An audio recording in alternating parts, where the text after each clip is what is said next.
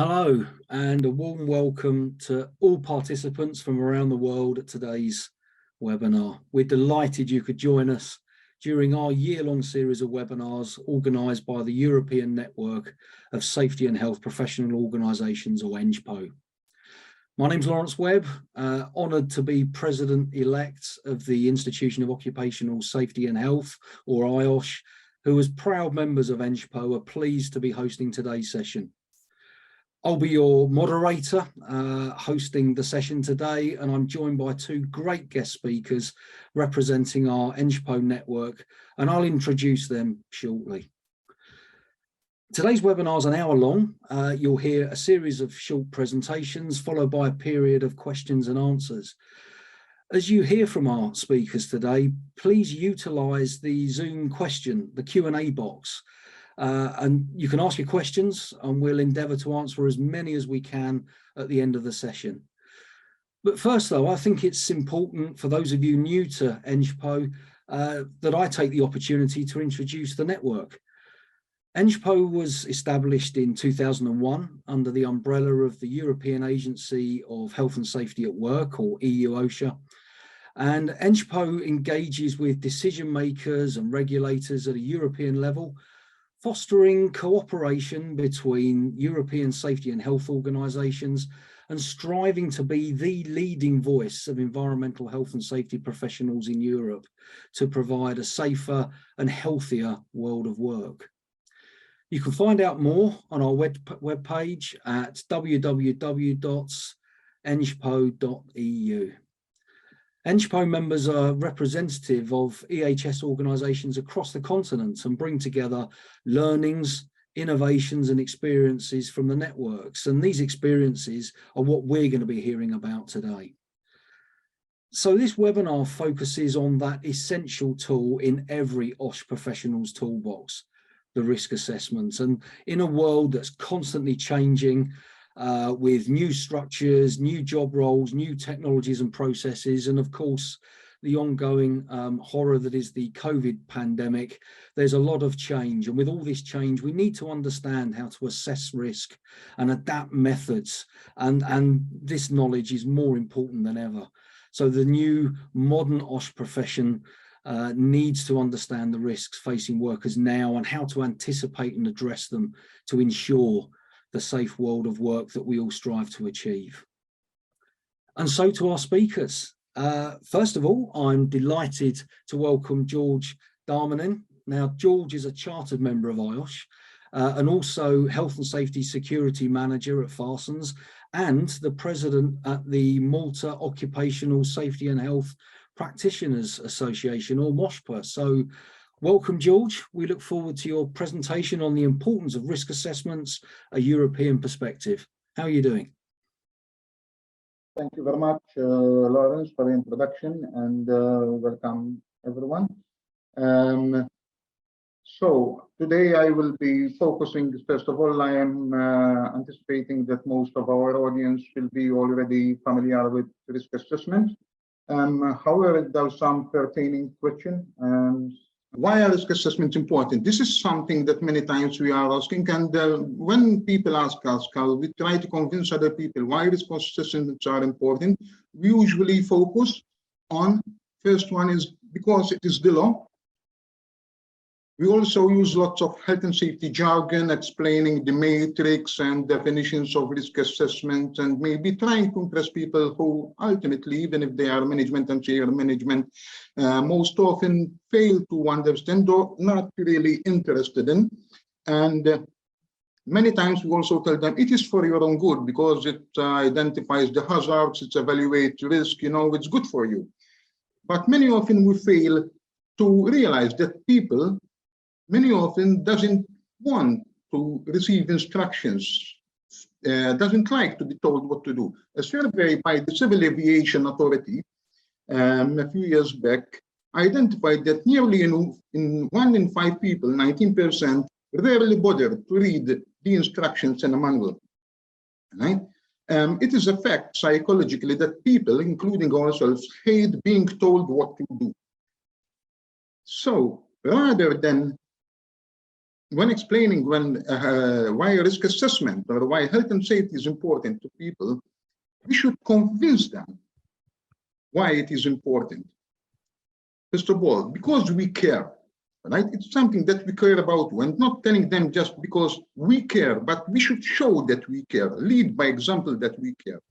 Because if you fail to do that and try to implement it in a way which is because it is mandatory, you have to do it because I'm the boss, because I'm the health and safety manager, because I'm the health and safety expert, and you must do it this way because I know more than you, people won't follow.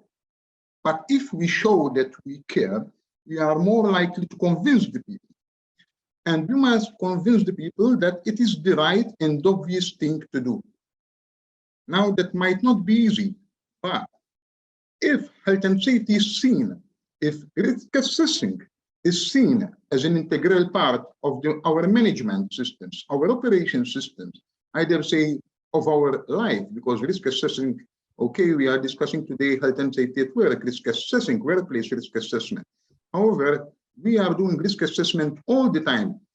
When our children are small, when I was a young person myself, not even a teenager, my parents were showing me how to cross the road safely, right? To use the zebra as much as possible, right? To look on the right and on the left and on the right again, depending, of course, on your traffic systems, right? These were things which, even as very young persons, we risk assessed. The use of electricity, plugging and unplugging. I recall, I am a parent myself, I recall telling my children at first, you don't use electricity, it is dangerous for use. When they started getting older, I mean, and by older, I mean 8, 9, 10 years old, right? We started showing them how to unplug and unplug safely and removed all the covers in my house, because then I was confident that they were able to risk assess and be cautious themselves. But that is part of the life. If it's not seen as part of an integral component, an important component of the system, but of something extra, it's unlikely to click in. And also, it must be done because it's natural to do so. What is natural to do so? When we wake up of the morning, we have our own habits. Some people, when they wake up, first they go for a smoke. That's not healthy. It's a habit. They're not thinking about it. They just go for a smoke. Some others go and cook boil some water to make some coffee. Others use the toilet first. Okay, that's natural. Maybe it's like we're talking, but we don't think about these things. They come naturally to us, right? And risk assessing, being careful, thinking of might go wrong, should be coming natural to us. Of course, not everything is natural because it depends on the environment of the task, what we are thinking. But if we are trained properly on our task, on our environment about these things, thinking of might go wrong will come naturally to us as well.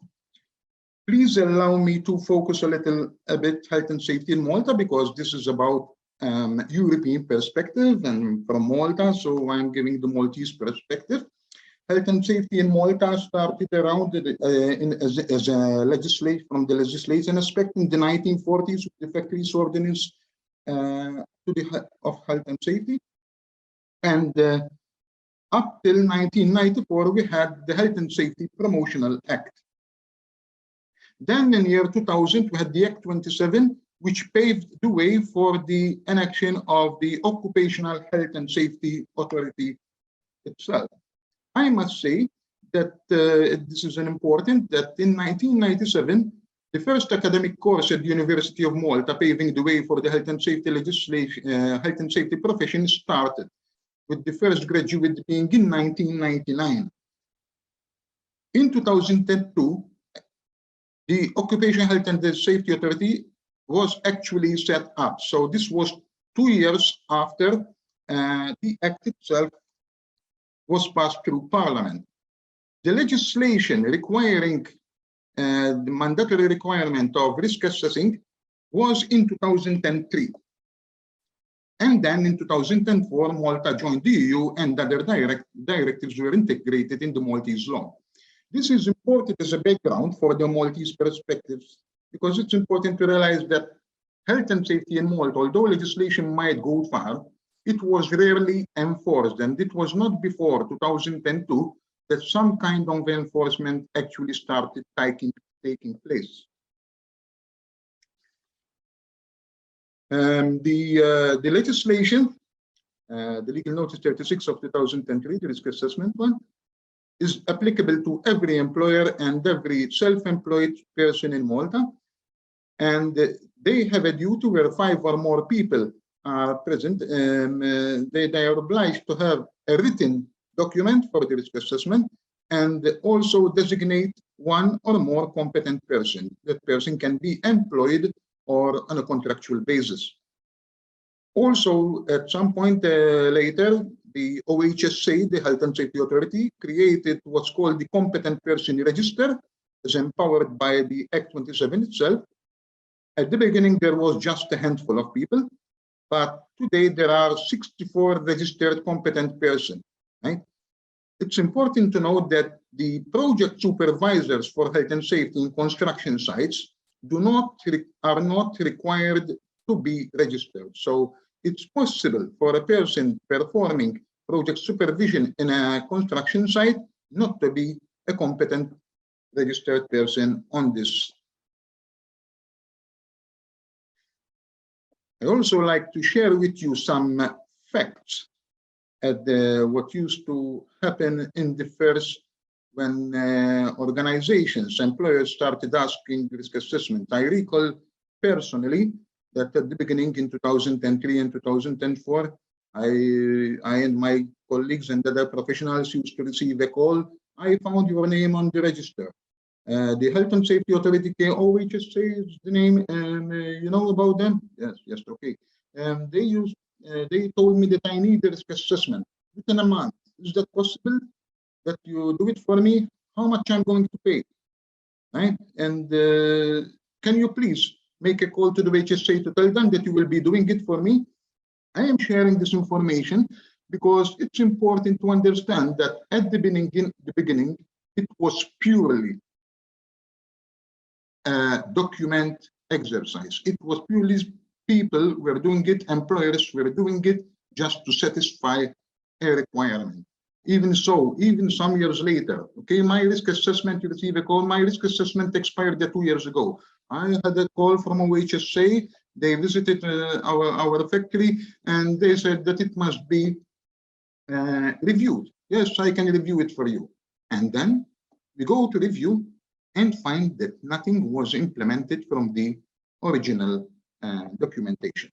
So the doubt, there is no doubt that this was purely a paper exercise. However, by the time the situation, I must say, improved to a certain extent. Please allow me to share with you some data, statistical data. I'm not really keen on statistical data, but of course it's important to look at it because it gives us also some trends and some room for interpretation about the non-fatal and fatal accidents in Malta. The data that I acquired from the National Statistics Office in Malta is that there was a trend from 2005 onward. There was in the first 3-4 years, there was a sharp drop, right, in the non-fatal accidents. And then there was a plateau until another part of drop, another bit of drop in 2019 onwards. And then it seems that we are in another plateau. However, when you compare that to the fatal accidents, there is no plateau, there is drop, going up, another down, and going up again. And in the recent 2 years, we've seen a sharp increase. In relation to the per 100,000 people being injured or otherwise fatally wounded, the data goes back only until 2017. It's possible to do the data, but one have to work it out themselves. According to in the ENSHPO's database, there is not that data before 2017. I find this very strange because usually if you have a significant drop or a plateau in what is the non-fatal accidents, the fatal accidents should be more or less on the same grounds, even less, because you all know that according to the Heinrich, and it's been proven over and over again, according to Bird and other researchers that we often refer to, right? For every one fatality, there is even more, a few more serious injuries, and then even more minor injuries, and then much more near misses. However, it appears that this is not the case, at least according to these statistics. What does this tell us? First of all, regarding the non-fatal accidents, we must point out that the majority are in the manufacturing industry, followed by construction, and the significant percentage is coming from illegal employment, and many of them in the construction industry are self-employed.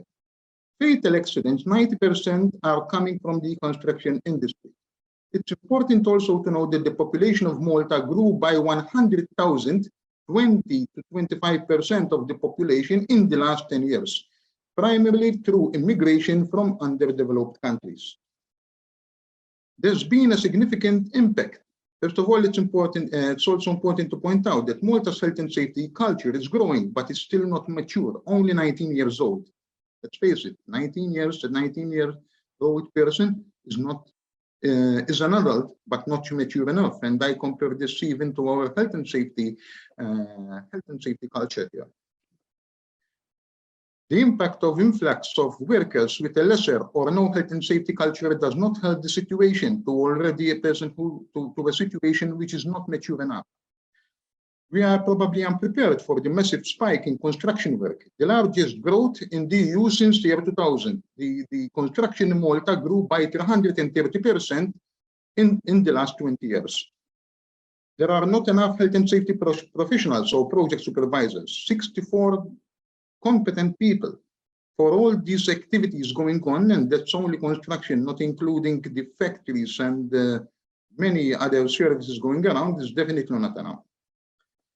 The hazard and risk are known and communicated, but many contractors in the content now specifically refer to the construction industry on site are known to choose the deadline over working safely. Language barrier is also proving to be a serious issue. Just one minute left, George. Thank you very much. Just today, the president of the Chamber of Commerce in Malta said that we need to do more with fewer people. The business is battling with the shortage of locally skilled workers and the brain drain. In reality, we are assessing the task and the environment, but are we assessing the fast-changing national scenario, the demography, the economy and workforce, the construction growth rate, the systems? Are they being planned? Are they being followed? Are we checking them? The worker predictable behavior, the background and the training, the predictable misunderstanding or no understanding at all due to different cultural interpretations of the word itself, different appreciation of hazards and risks and language barriers.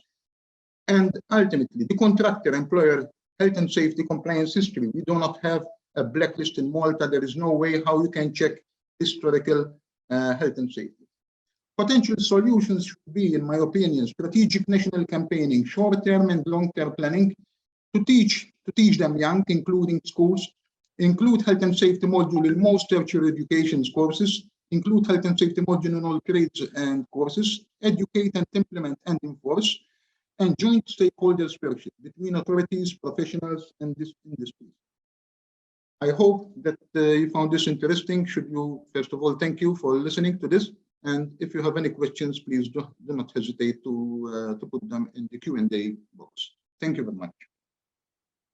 That's great. Thank you, George. There's some really interesting points there that I'll certainly be reinforcing in my short session towards the end. And as George said, please, if you've got any questions on what he said, please put those into the Q&A chat. So, okay, we'll come back to George with our questions at the end, but I'd now like to ask Kate Palmer to join me from EU-OSHA.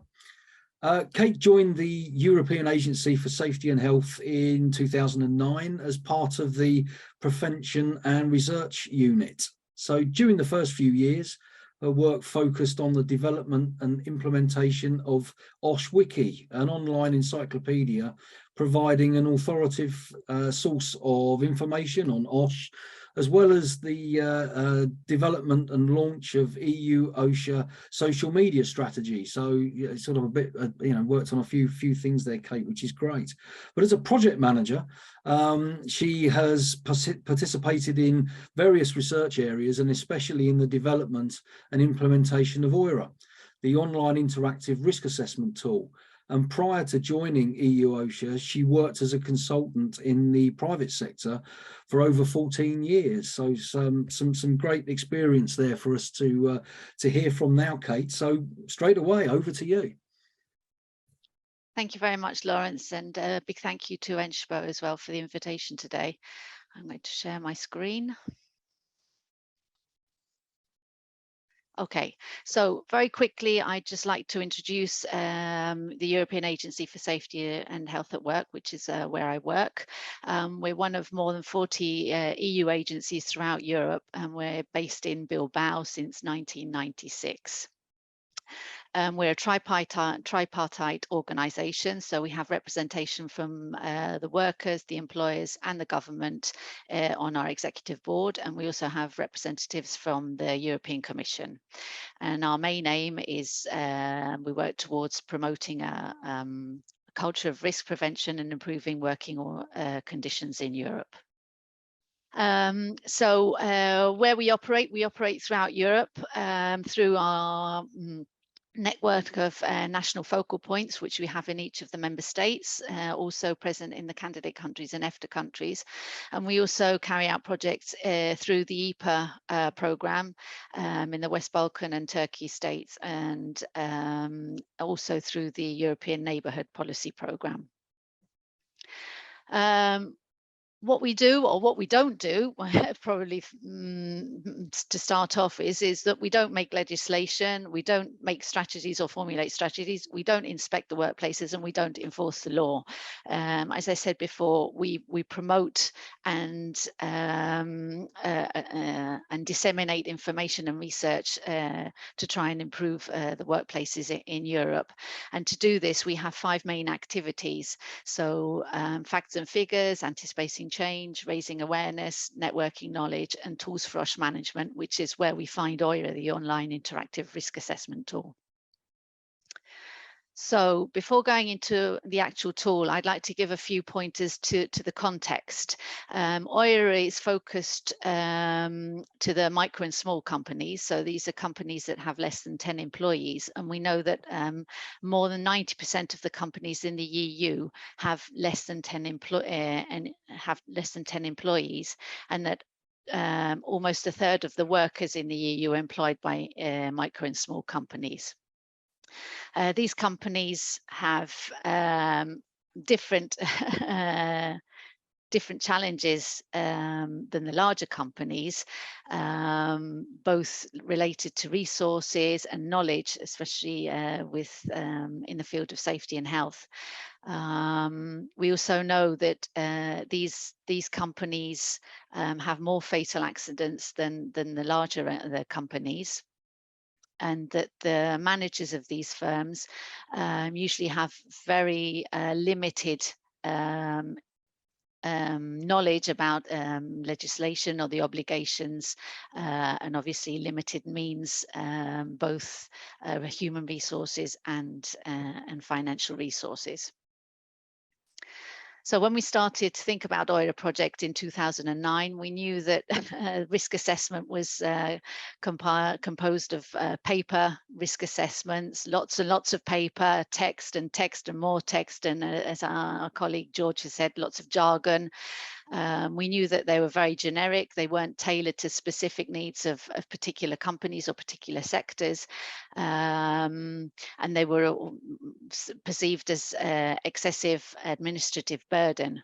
But we saw that a new generation of tools was emerging that were IT based, they were online, they were digital, the use of internet and devices was becoming, it was increasing also, both in the domestic use and in at work, and that there were specific risk assessment tools being developed targeting these micro and small companies.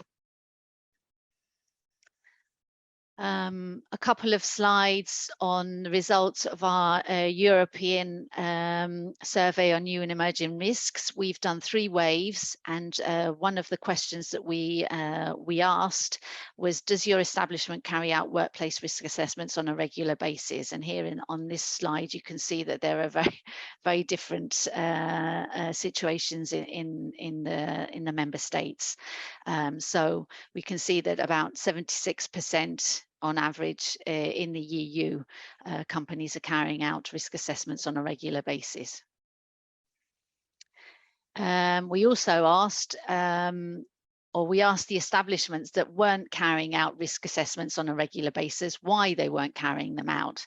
And if we take a look at our segment of micro and small enterprises, we see 2 very clear indications. So the managers or the companies were saying that the hazards and risks are already known, so they already knew the risks and the hazards were present in the companies. There was no need to do risk assessments. But they also said that they didn't have any major problems. But I mean, we ask ourselves, is it do these companies really have less problems, or is just that they're not aware of them? So we had a challenge on our hands, is how to reach the MSEs and to and support them in the implementation of health and safety. So we knew that we had to support them somehow in their risk assessment activities, because the managers of these companies were not normally acquainted with legislation and the obligation of carrying out risk assessments. We knew that we had to target specific sectors, that general risk assessments weren't carrying out they weren't working. We knew that they had to be appropriate. They shouldn't be very complicated. They shouldn't be expensive. And we also knew that it was very important to involve both trade unions and trade associations, because they're the ones that actually have contact with the companies. So to be able to disseminate and get the tools to the companies, we knew that we would have to work very closely with these organizations. So what is Oira? Oira is, we call it an Oira, the Oira tools generator.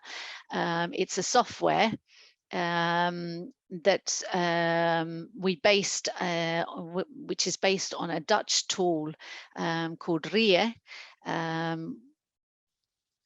What it is we provide the software, which we've translated in 17 languages, to our Oira partners, who are able to develop tools by sector, which are then disseminated or promoted within the companies of those sectors.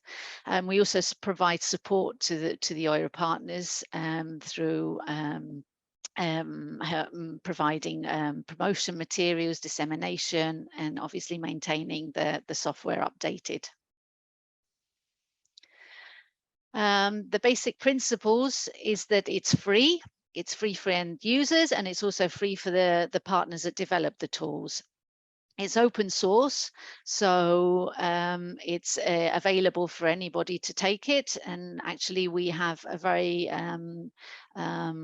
good best practice. It's been taken up by Daimler in Germany, which is it's a large company which has taken the open source and adapted it to its particular situation. It's anonymous, and this was very important, especially at the beginning, because a lot of our partners are labour inspectors. So it's important for the companies to know that all the information that is included in the tool is anonymous.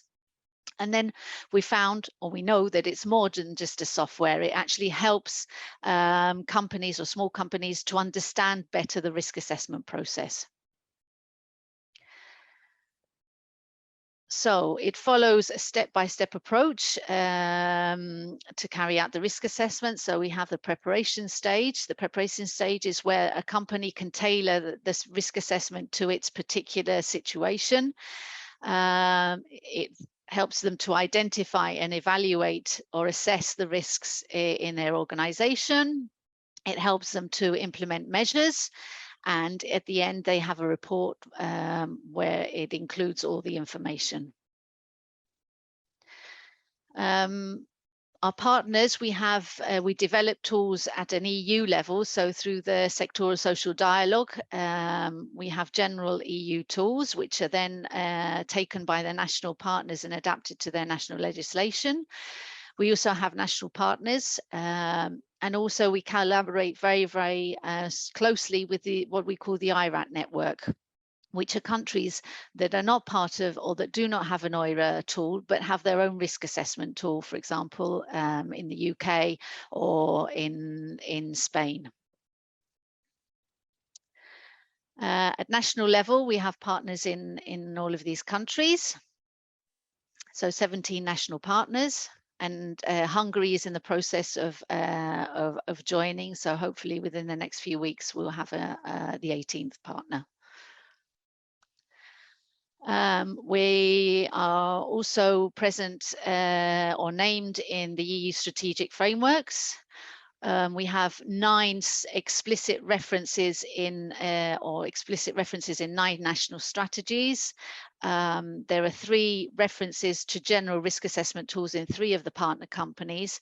And in Italy, it's actually included in the national legislation. The situation today, we have 323 online tools available in different languages, in different sectors, and we have another 70 under development. We have more than 148,000 registered users, and there have been 245,000 risk assessments carried out up till now. So, just very quickly to end, I'd like to give a few findings of a project that we've carried out. It's just coming up to the end, and actually the report will be published at the beginning of next year. We actually wanted to find out or to understand how Oira worked or how it was working in MSEs. As I've said before, Oira is anonymous, so we don't actually have data on the people that use Oira. So what we thought we'd do is we'd try to approach companies through ESSENA, our survey, the companies that had given permission to be contacted at a later stage. And we chose France because it has a very large pool of tools, and French users are actually 1/3 of all of the users of Oira throughout Europe. So we decided to try and carry out this project in France. So, as I said, we wanted to better understand how Oira was being used in micro and small enterprises, and we used a qualitative in-depth study focusing on primary data. There were three main samples. So we had the Oira users, which were 23 individual companies, 3 intermediaries, and then we also interviewed users of other interactive tools and 9 users of what we call the traditional approaches, either those using manuals or tables or using external services. And the findings we found were very, very positive. We found that it was well suited for micro and small companies to carry out the risk assessment. We saw that for many of the company, it was their first experience of using risk assessment. We found that there weren't any similar tools available in France. That many of the companies were moving from paper Excel sheets to an online alternative, which helped them to streamline the process, to save time and to consider new risks. and we saw that 21 out of the 23 were planning to use it again, and the other 2 would recommend it to other companies. We were told that it's highly manageable, intuitive and time-saving, so it's easy to navigate, it's didactic, it has simple and accessible language, which was something that was very important from the beginning. The tools are developed using health and safety experts, but also people from the sector, so they know the jargon, they know how to phrase the contents of the tool, and it wasn't very long to use it. 2 minutes left. Kate. Okay, yep, I'm finishing. Thank you.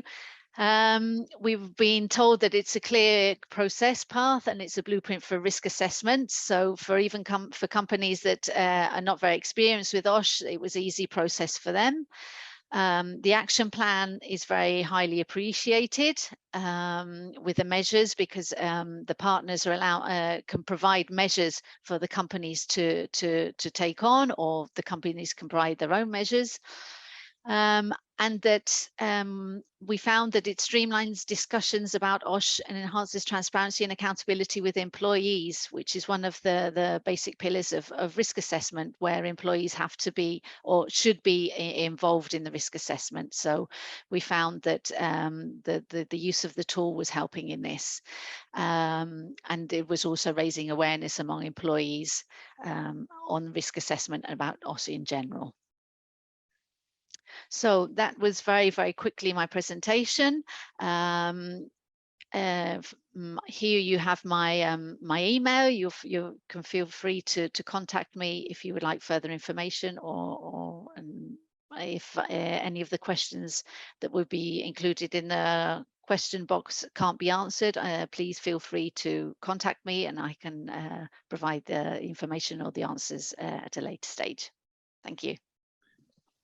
That's fantastic, Kate. Thank you for that. It's an interesting insight into an interesting project that I personally I'm going to go and have another look at that. So thank you, and we'll come back to you in just about 10 minutes time. So many thanks again.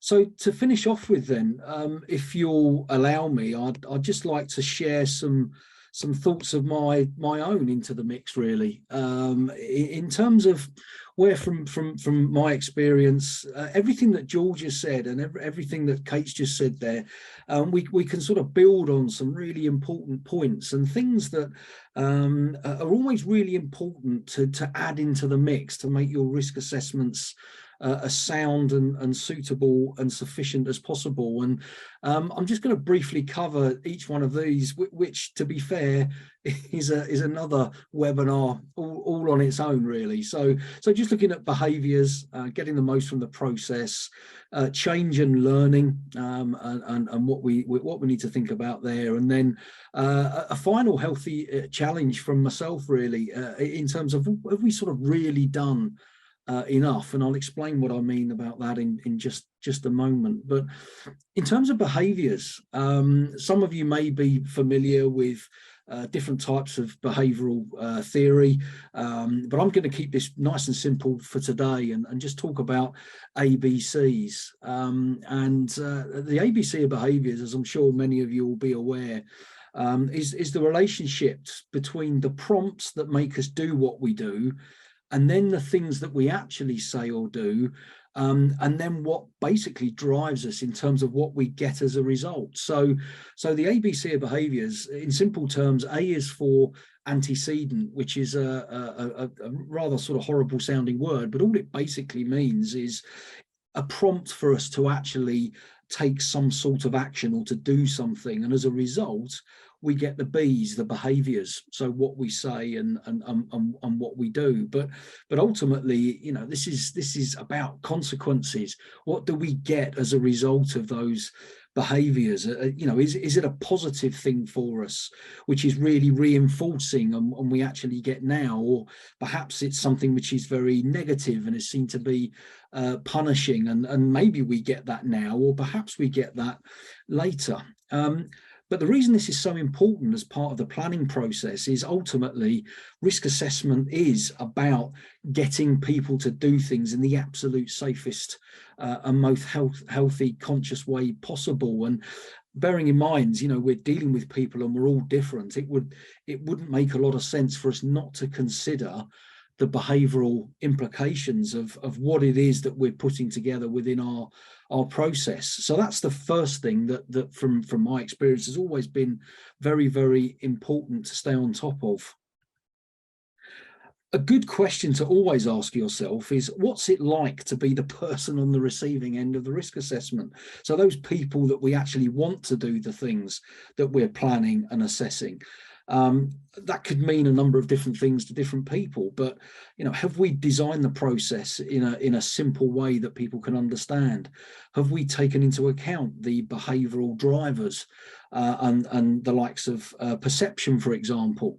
Are the people that we're asking to do the job the best people to actually do the job? Have they got the right resources? Do they appreciate the hazards and the risks that we're trying to eliminate and manage and ultimately, you know, keep as a separate entity to people wherever we possibly can? But ultimately, what's it like to be the person on the receiving end of our risk assessment? Something else more generally to think about in terms of getting the most from the processes is, of course, you know, sometimes people with the best intentions focus very much on the obvious physical side, the safety side that people can fully appreciate. But of course, let's not forget that there's a physical and a mental health aspect to what it is that we're actually asking people to do in our assessments as well. And have we really thought about the balance between both health and safety? Have we involved the workers, other stakeholders, in fact, you know, the people that ultimately will be working to our assessments, and then our systems and processes we actually put in place to do the work safely and with that sort of healthy perspective? Have we involved them in the process? Because clearly there'll be more bought into it, and it's a really useful source of information that should feed into the process. And as part of that, communication. And you know, Kate has just alluded to the fact that there's been very good feedback on the Oira system in terms of the fact that, you know, it's available in multiple languages. You know, is it relatable to the people doing the work? Is it clear? Do they really know what is required of them? And to get them on board, do we maybe need to use more images and less words? It really just depends. But also, how are we going to make sure that the message lands? What about explanation and confirming that people understand what needs to be done, and the competence of the team and the resources they have to hand? Have they got the right knowledge, experience, and so on to be able to do this work with proper regards to safety and health? And then ultimately, from a leadership perspective, what do we want to demonstrate in terms of our leading behaviours so that they will copy what we do in terms of perhaps the way that we act or the standards that we actually show as individuals? And what about managing this at the sharp end? You know, what are we going to do in terms of providing some management for people doing the work so they have somebody making sure the risk assessment stays alive, and that if the situation changes, a decision can be made? What about if someone has a question or isn't sure? Is there someone they can actually go to? And as I said earlier, what about those behavioural expectations? And ultimately, how do we know that we are getting what we expected? There's lots of different ways to assure processes, and one that I've certainly seen on a number of occasions before is called OVI, which stands for observe, verify, and then intervene. And ultimately, what that means is someone who can go by an area of work, actually watch what's happening, watch what the team are engaged in, and then review the processes as a process of verification, and then intervene to go and speak to the team and engage with them if there are things that don't appear to be right, or possibly opportunities for improvement anyway. So what about the assurance side? And I mentioned change. So change is a fact of life, and it's one of the most difficult things we can always manage. So what if in the process of carrying out an activity under a risk assessment, what if things aren't as expected? Are people happy to stop and stand back and find out, or are they more likely to carry on and hope that everything will be okay as planned? But what about if the situation changes midway through a particular activity? Something new comes along, the weather changes, conditions are not as expected or planned for. So do we have some sort of hold process or some sort of review policy whereby we can actually stop and take 5 minutes to review the situation they're in, rather than just carry on to get the job done? And what about normal, abnormal, and emergency situations? So we know what we would like to expect from a normal scenario, but what about if it isn't quite normal and something is, as I've said, not really what we expected, but it's just enough of a steer away from the risk assessment, it could cause problems? But what about emergency scenarios, of course? If the situation around you literally becomes something quite different indeed.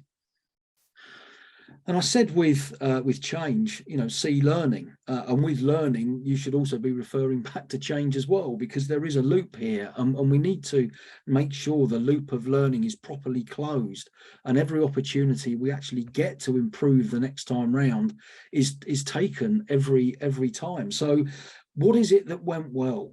And just think about how often people do sit down and review risk assessments and consider what went well with regards to the activity that's been undertaken. It's usually what didn't go well. And for me, both are an opportunity, because if you've done something well, you want more of it. If something hasn't gone so well, you want less of it, but therefore it's still an opportunity. And don't forget, as I said earlier, what about change scenarios in terms of learning? What can we take away into the next time that we design an activity through our risk assessment process, which accounts for change? And then finally, the healthy challenge I referred to earlier, in terms of have we in the risk assessment process, and especially as occupational safety and health professionals, have we really done all we can to try and influence or ensure that wherever possible, people are working to the top levels of the control hierarchy, which you can see faded into the background there? Are we really trying to eliminate harm at source by physically designing out hazards that we understand, or planning them out, or even utilizing alternative methods whereby there's perhaps other people or other organizations we can partner with who are much better established to be able to deal with some of the hazards that maybe we're not? Maybe there's a partnership opportunity, perhaps there isn't. But rather than always relying on the lower levels of the control hierarchy, which we know is often fraught with problems of its own because it just introduces more things that we need to manage, I think that's a really healthy challenge. Are we really doing enough in the planning process to eliminate harm at source? Because that's got to be good for everybody. So that's all I wanted to mention.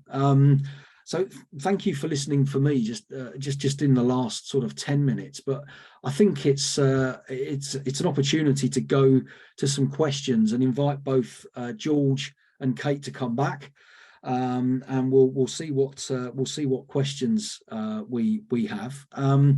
If I can maybe come to you first, George. A question came in regarding who's responsible for assessing risk in the workplace, the safety manager or the safety officer? That's an interesting question. What's your thoughts on that? Yes, I think it's not that simple actually to answer, because it the person who should be doing the risk assessment might be neither of them actually. It depends on the system implemented within an organization.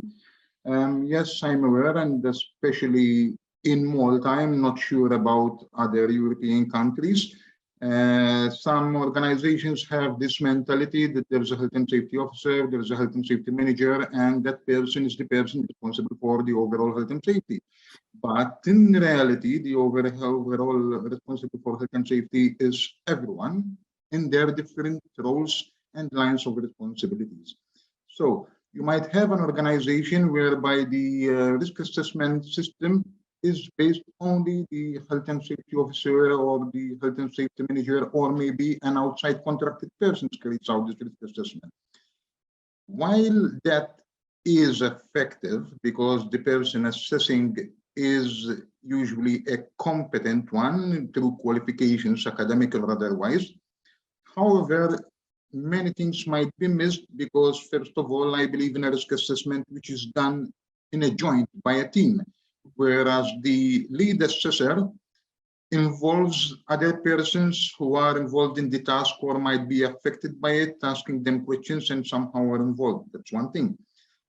Also, in complex large companies where the task might be a lot, it's impossible to have the one person or even a small group of persons doing all the risk assessment, and you need everyone on board as much as possible, being able to perform risk assessment.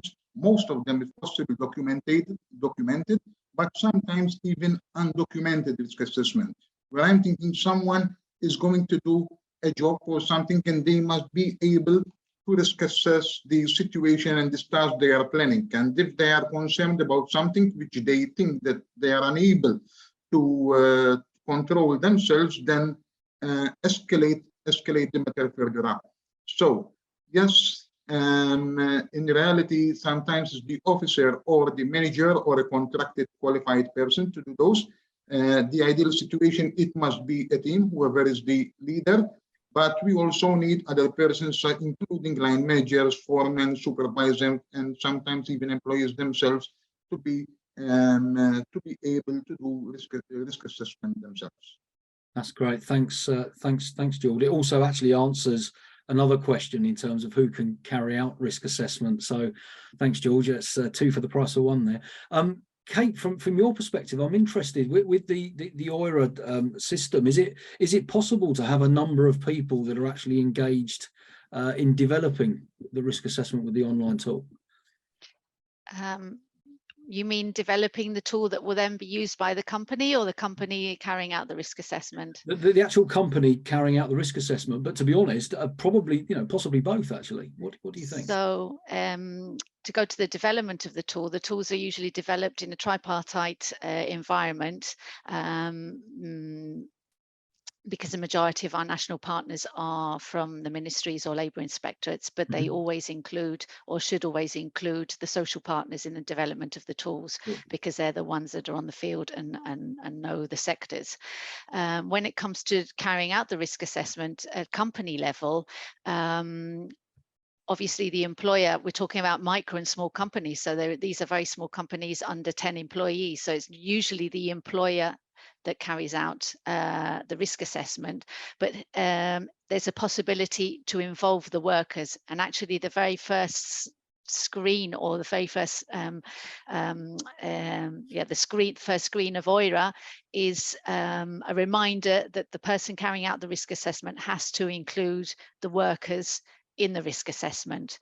Okay. So they have the possibility of either downloading and printing the risk assessment, or they can walk around with a tablet with the workers. But yes, a very, very important aspect of carrying out Oira.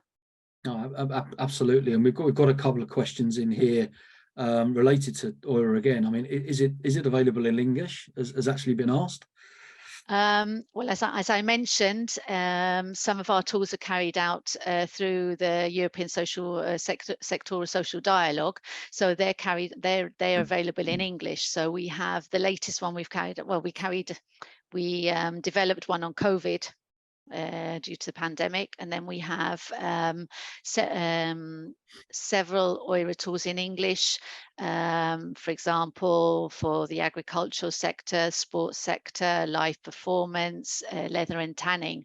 So they're developed in English with EU legislation, and they're the ones that are then transposed into the national versions, the national language and the national legislation. Okay, that's great, and I think you've answered another question that was around is Oira open for non-EU countries?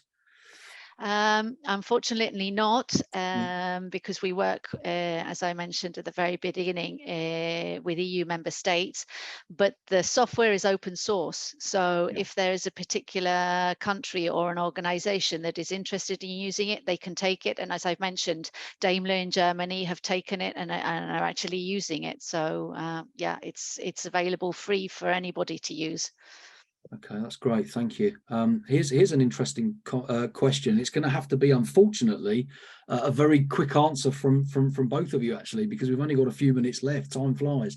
But which strategy in a diverse and multicultural work environment can be adopted to convince a worker about the importance of reviewing their risk assessments when they're reluctant to do that? George, do you maybe want to go first on this? Just a minute or so on your thoughts. Yeah, actually, that's a very interesting question, and I think it's sort of difficult sometimes, because when people are really hesitant when it comes to sharing their information, I'd say in Malta, it's even sometimes difficult to share information between a company and another for these things, which is very. I'd say I'm disappointed in this, because learning from others is rather important rather than one experiencing it for themselves.